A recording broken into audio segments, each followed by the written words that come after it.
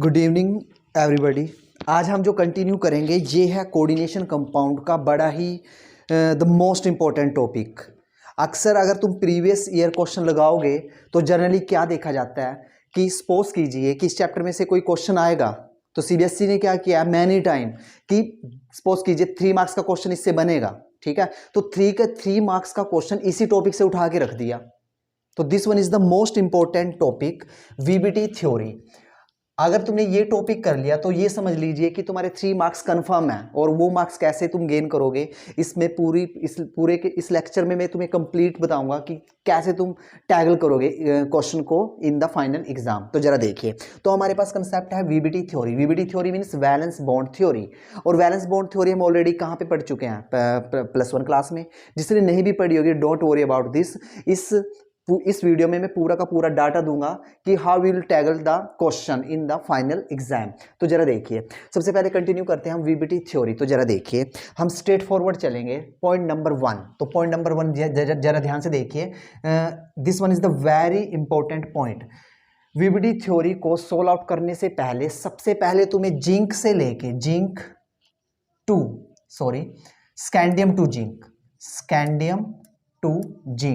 Scandium to zinc का meaning 1 to 30 element. ये +1 में सिखाया जाता है बच्चों को। जो पहले 30 एलिमेंट है हमारे जनरली स्कैंडियम से लेके जिंक तक, इनका एटॉमिक नंबर, इनका क्या सिंबल होता है और इनकी इंपॉर्टेंट क्या इलेक्ट्रॉनिक कॉन्फ़िगरेशन, सबसे पहले तुम्हें ये पता होना चाहिए। जिस बच्चे को ये पता है वो चुटकियों में क्या करेगा, वीबीटी थ्योरी को सोल्व आउट करेगा। अगर यही कंसेप्ट तुम्हें पता नहीं है कि इलेक्ट्रॉनिक कॉन्फ़िगरेशन कैसे राइट डाउन करते हैं तो कुछ नहीं होगा तुमसे। तो सबसे पहले तुमने +1 का ये कंटेंट क्लियर करना पड़ेगा। 21 to 30 एलिमेंट की इलेक्ट्रॉनिक कॉन्फ़िगरेशन क्या होती है, वो भी outermost shell electronic configuration. चलिए जी वीबीटी थ्योरी पे चलते हैं। तो सबसे पहले देखिए, तो सबसे पहले मैं स्ट्रेट फॉरवर्ड करूंगा।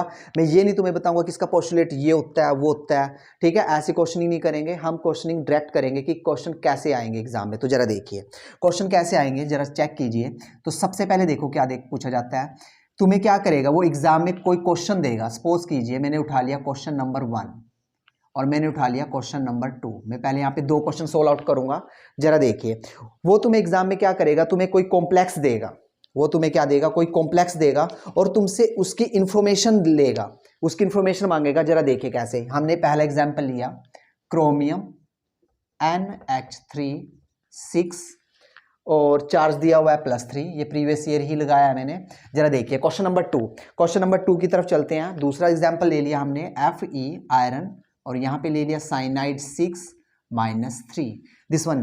तो देखिए हमने 2 एग्जाम्पल लिए। अब जरा देखिए एग्जाम में वो तुमसे क्या करेगा, तुम्हें कोई एक एग्जाम्पल दे देगा, 2 एग्जाम्पल दे देगा, 2 एग्जाम्पल का आपस में कंपेयर पूछ लेगा। इसी टाइप के क्वेश्चन जनरली बोर्ड में देखे जाते हैं। तो जरा चेक कीजिए। तो हमें कोई कॉम्प्लेक्स दे दिया। कॉम्प्लेक्स देने के बाद जरा देखिए, ये उसने कॉम्प्लेक्स दिया। अब कॉम्प्लेक्स देने के बाद वो तुमसे क्वेश्चनिंग करेगा। कुछ क्वेश्चन हम ऑलरेडी कर चुके हैं। तो पहला क्वेश्चन जरा देखिए, पहला क्वेश्चन पूछेगा वो तुमसे, क्वेश्चन नंबर 1 पहली इंफॉर्मेशन मांगेगा वो तुमसे कि find the oxidation state find out कीजिए। किसकी, CMA सेंट्रल मेटल एटम की। पहला क्वेश्चन ये लगाएगा तुम्हें। और ये ऑलरेडी हम कर चुके हैं प्रीवियस लेक्चर में कि जैसे कि यहाँ पे क्रोमियम की पूछी और यहाँ पे किसकी पूछी, आयरन की। ऑक्सीडेशन स्टेट हमसे निकालनी आती है हमें, ठीक है। पहला क्वेश्चन तुमसे ये पूछेगा। उसके बाद जरा देखिए वो तुम्हें कहाँ कंफ्यूज करेगा, इस चीज को भी देखिए। वो तुम्हें ऑक्सीडेशन स्टेट ना देके एक नया वर्ड यूज कर सकता है, गिव द प्राइमरी वैलेंसी। वो तुमसे यूज कर सकता है प्राइमरी वैलेंसी। वो तुमसे प्राइमरी वैलेंसी भी पूछ सकता है। ये हमें वर्नर थ्योरी बताएगी। देखिए वो ऑक्सीडेशन स्टेट और प्राइमरी वैलेंसी एक ही बात होती है। उसके बाद दूसरा देखिए क्वेश्चन नंबर 2। दूसरी क्वेश्चन क्या करेगा तुमसे, वो बोलेगा कि गिव IUPAC, इसका IUPAC नेम दीजिए। वो जनरली हम ऑलरेडी कर चुके हैं। उसके बाद क्वेश्चन नंबर 3 पूछेगा फाइंड कोऑर्डिनेशन नंबर। अब कोऑर्डिनेशन नंबर का दूसरा नाम क्या है, सेकेंडरी वैलेंसी। वो तुमसे सेकेंडरी वैलेंसी पूछ सकता है। कभी कंफ्यूज हो जाओ कि भाई सेकेंडरी वैलेंसी क्या होती है, हमें नहीं पता, तो कोऑर्डिनेशन नंबर को ही सेकेंडरी वैलेंसी बोलते हैं। उसके बाद now we check the fourth question क्या पूछेगा। अब हमारी वीबीटी थ्योरी यहाँ फोर्थ क्वेश्चन से स्टार्ट होगी। जरा देखिए फोर्थ क्वेश्चन तुमसे पूछेगा गिव हाइब्रिडाइजेशन, गिव हाइब्रिडाइजेशन, कि हमें इसकी हाइब्रिडाइजेशन बताइए। तो this one is the fourth question, और यही फोर्थ क्वेश्चन हमारा क्या है, वीबीटी थ्योरी। ठीक है, और वीबीटी थ्योरी कब सोल्व आउट होगी, जब तुम क्वेश्चन नंबर 1 लगाओगे। अगर तुमने क्वेश्चन नंबर 1 सोल्व आउट कर दिया तो क्वेश्चन नंबर 4 अपने आप सोल्व आउट हो जाएगा। जरा देखिए कैसे। उसके बाद क्वेश्चन नंबर 5, क्वेश्चन नंबर 5 तुमसे क्या पूछेगा कि हमें ये बताइए कि ये जो कॉम्प्लेक्स दिया हुआ है ये आउटर ऑर्बिटल है, this one is the outer, this one is the outer orbital complex, और क्या ये इनर ऑर्बिटल है, क्या ये इनर ऑर्बिटल कॉम्प्लेक्स है, कॉम्प्लेक्स है। फिफ्थ क्वेश्चन ये पूछेगा। अब ये आउटर ऑर्बिटल और इनर ऑर्बिटल क्या होता है, जरा देखिए, सिंपल शॉर्टकट दूंगा, बिल्कुल चुटकियों में उड़ाओगे सारे क्वेश्चन। देखिए आउटर ऑर्बिटल का मतलब क्या होता है, देखिए जब डी बाहर हो, जब डी बाहर की साइड हो, देखो मैंने यहाँ पे डैश डैश करके डी कर दिया। जब डी बाहर आए, जब तुम हाइब्रिडाइजेशन निकालोगे और तुमने चेक किया कि भाई डी बाहर आया, तो हम बोलेंगे कि ये आउटर ऑर्बिटल कॉम्प्लेक्स है। अगर डी अंदर आ जाए इस टाइप से, तो हम बोलेंगे ये इनर ऑर्बिटल कॉम्प्लेक्स है। हाउ, फील कराता हूं, जरा देखिए एग्जांपल। डी बाहर कैसे आएगा, जैसे हमारा आंसर आ गया sp3d, ये आ गया। अब देखो पहले s आया, फिर p आया, फिर d आया, अब d बाहर की साइड आया, तो मैं बोलूंगा ये this one is the outer orbital complex. अगर d अंदर की तरफ आ गया, जैसे एग्जांपल dsp2, ये हाइब्रिडाइजेशन आ गई, तो मैं बोलूंगा कि d अंदर की तरफ आया तो this one is the inner orbital complex. So simple. अगर d नहीं आया तो ना वो आउटर ऑर्बिटल है ना इनर ऑर्बिटल है। So simple. अब उसके बाद क्वेश्चन नंबर 6 पे चलते हैं। क्वेश्चन नंबर 6 क्या पूछेगा तुमसे, जरा देखिए। वो तुमसे पूछेगा कि जो ये कॉम्प्लेक्स दिया हुआ है इसका मैग्नेटिक करैक्टर बताएं हमें, मैग्नेटिक करैक्टर, इसका हमें मैग्नेटिक करैक्टर बताएं कि ये किस मैग्नेटिक करैक्टर का है। तो देखिए जनरली कोऑर्डिनेशन केमिस्ट्री में 2 ही मैग्नेटिक करैक्टर वैलिड होंगे, एक तो होगा हमारा डायामैग्नेटिक, डायामैग्नेटिक, और एक होगा हमारा पैरा मैग्नेटिक। अब मजे की बात देखिए, डायामैग्नेटिक कहां पे होंगे, जब सारे के सारे ऑल इलेक्ट्रॉन पेयर्ड, जब सारे के सारे इलेक्ट्रॉन पेयर्ड होंगे। और कैसे होंगे, यही आज का कंटेंट है मेन। अभी मैं तुम्हें बताऊंगा, एक एग्जांपल लेके एक्सप्लेन करूंगा कि कैसे होंगे। तो यही हमने सीखना है कि सारे इलेक्ट्रॉन कैसे पेयर्ड होंगे, कब होंगे। यहाँ पे एक कंडीशन वैलिड होगी जहां पे हमारा स्ट्रॉन्ग फील्ड होगा, जहां पे हमारा स्ट्रॉन्ग फील्ड लिगेंट होगा, वहीं पे सारे के सारे इलेक्ट्रॉन क्या हो जाएंगे, पेयर्ड हो जाएंगे। अगर वीक फील्ड हो गया तो कोई भी पेयरिंग नहीं होगी। उसके बाद पैरामैग्नेटिक, तो पैरामैग्नेटिक कब आंसर देंगे, जहां पे हमारा अनपेयर्ड इलेक्ट्रॉन बचता है। जितने ज्यादा अनपेयर्ड इलेक्ट्रॉन बचेंगे उतना ज्यादा पैरामैग्नेटिक होगा, ये ध्यान में रखना। उसके बाद talk about the fourth seventh question. Seventh question पूछेगा वो कलर, कि कोई भी कॉम्प्लेक्स दे दिया और बोल दिया कि क्या ये कलर देगा या नहीं। तो कलर देखिए, तो कलर में हम क्या बोलेंगे, जितने भी हमारे पास पैरामैग्नेटिक होंगे, जितने भी हमारे पास पैरामैग्नेटिक होंगे वो सारे के सारे क्या देंगे, कलर देंगे। अब नंबर इस चीज का नहीं मिलेगा तुम्हें, नंबर क्या लिखेगा तुम, नंबर मिलेगा तुम्हें अगर तुम ये रीजन लिख के आओगे। रीजन यहां पे दोगे तुम, reason due to D d, ये वर्ड यूज करना है, due to D D transition. अगर ये वर्ड दे के आओगे तभी नंबर मिलेंगे। क्लियर। जब भी कोई बंदा कलर देगा तो सबसे पहले वो पैरामैग्नेटिक होना चाहिए। पैरामैग्नेटिक का मतलब उसके पास अनपेयर्ड इलेक्ट्रॉन होना चाहिए। जैसे उसके ऊपर सनलाइट गिरेगी तो वो एक्साइटेड होकर ऊपर जंप कर जाएगा, फिर ऊपर से जब नीचे आएगा तो उसका कॉम्प्लीमेंटली कलर क्या कर देगा, वो रिफ्लेक्ट कर देगा। क्लियर। और रीजन क्या दोगे, due to D D transition. ये सेंटेंस लिख के आना है अपने आपने एग्जाम में, तभी नंबर मिलेंगे। उसके बाद eighth question and the last question so important, this one is the eighth question. Just minute, मैं चेक करता हूं कि क्या ये कैमरे में है या नहीं।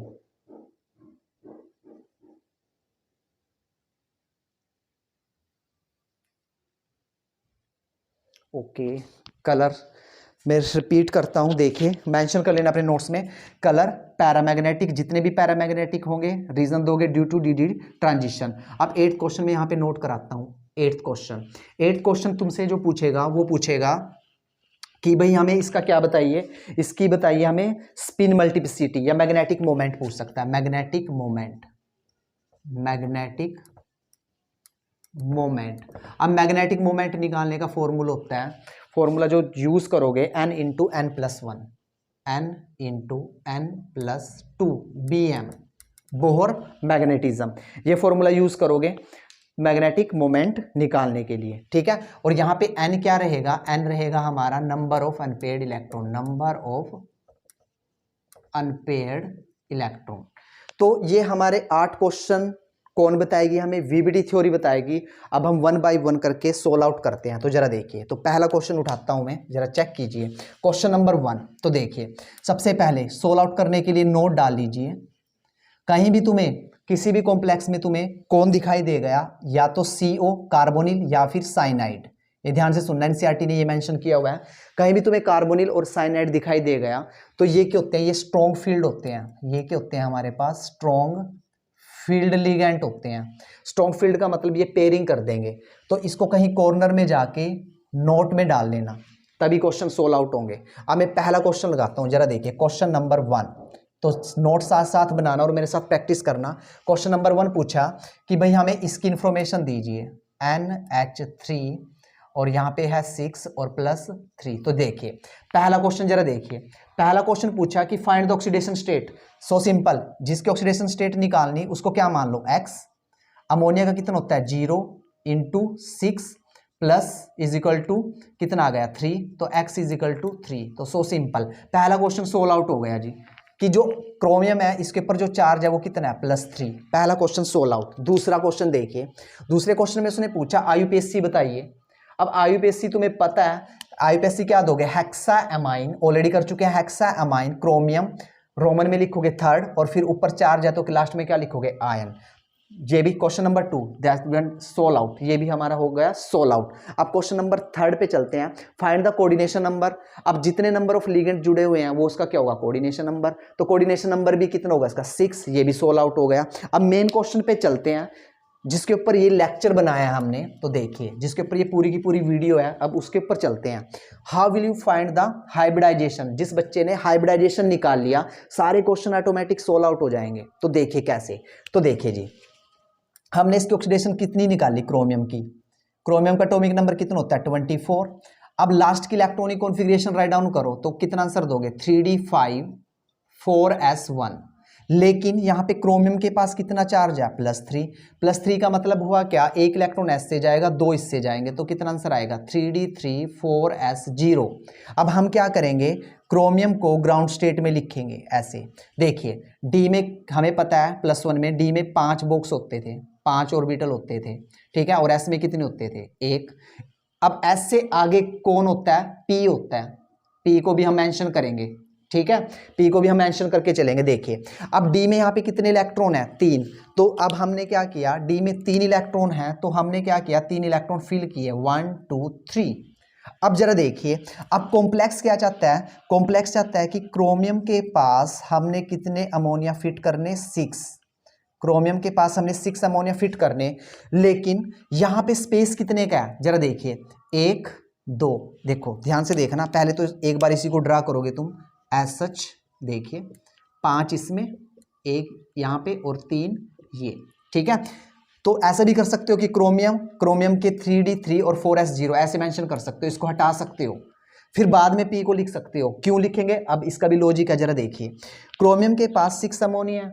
अब देखो कितनी अमोनिया फिट हो सकती है यहाँ पे, जरा चेक कीजिए। देखो जी, ये तो इलेक्ट्रॉन किसके हैं, हमारे मेटल के। अब अमोनिया जरा चेक करो कितनी फिट हो सकती है यहाँ पे। देखो 1 अमोनिया, 2 3, लेकिन 6 अमोनिया, तो 6 अमोनिया के लिए हम क्या करेंगे, अगले ऑर्बिटल यूज करेंगे, 1 2 3। तो अब जरा देखिए, डी में 5 थे, 5 में से अमोनिया ने कितने यूज किए, 2। तो हम आंसर क्या देंगे, D2। डी के 2 यूज हुए तो आंसर आया D2। S का पूरा यूज हुआ तो S। P के कितने यूज हुए, 3। तो आंसर क्या आया, D2sp3।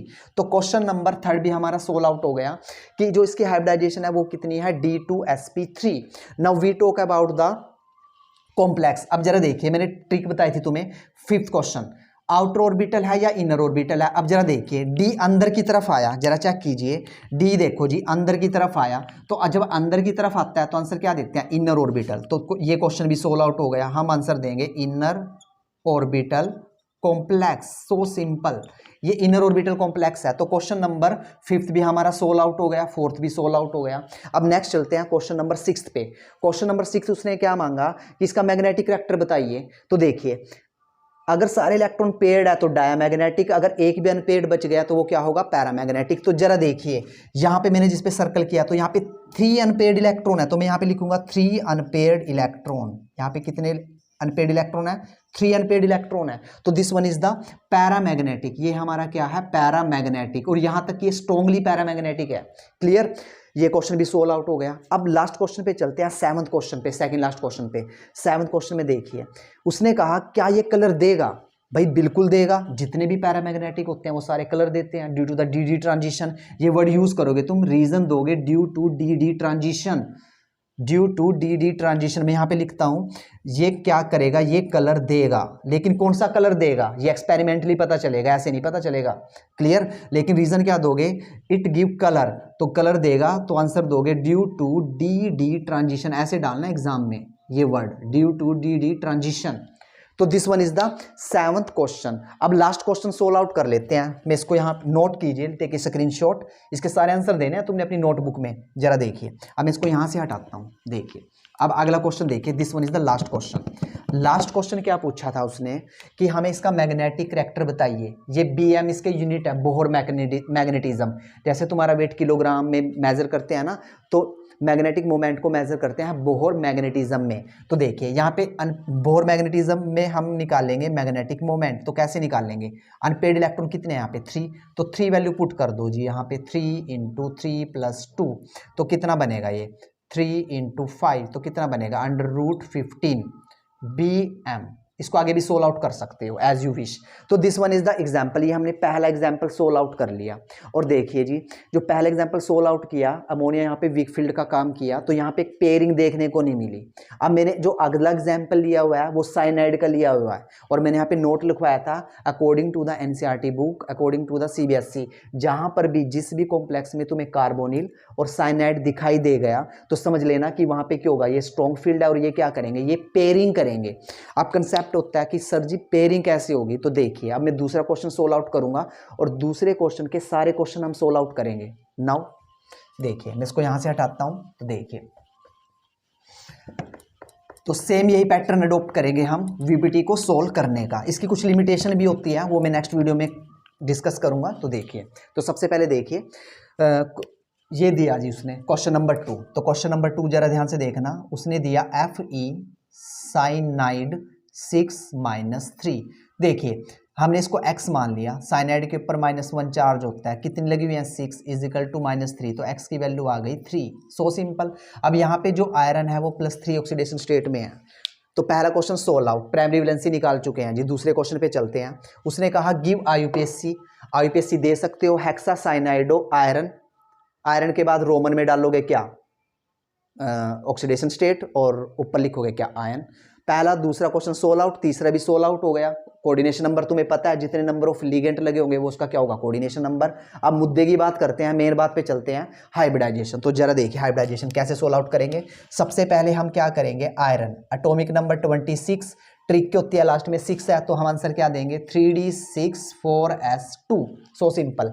अब जरा देखिए, अब आयरन को हम बॉक्स में डालेंगे इन ग्राउंड स्टेट, डी के बॉक्स बनाइए 5, S में कितने होते हैं 1। अब जरा देखिए D में कितने लगे हुए हैं 1 2 3 4 5। सॉरी, इससे पहले हमने जब ऑक्सीडेशन स्टेट निकाल ली तो कितना आया, +3 आया ना, Fe +3। ये तो निकालना भूल गए, इसको भी निकाल लो। देखिए तो 2 यहां से जाएंगे, 1 यहां से जाएगा, तो आंसर क्या आएगा 3D5 4S0।